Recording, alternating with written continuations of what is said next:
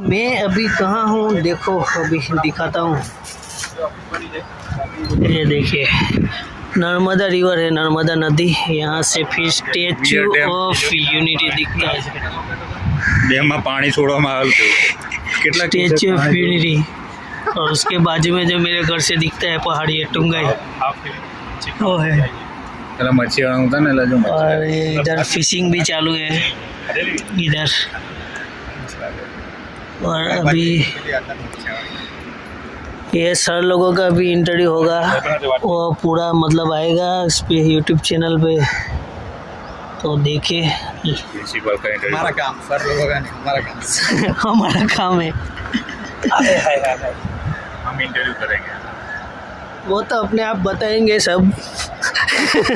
अभी शुरू होने दो। शुरू होने दो, आज ओपनिंग सेरेमनी था, तो उसके बाद फिर कैसा रहा क्योंकि ये आपका पीछे संजय का संजय व्यू है, ओपनिंग सेरेमनी कैसा रहा? वो आएगा, वो अलग चैनल पे कैसा आएगा। लगा?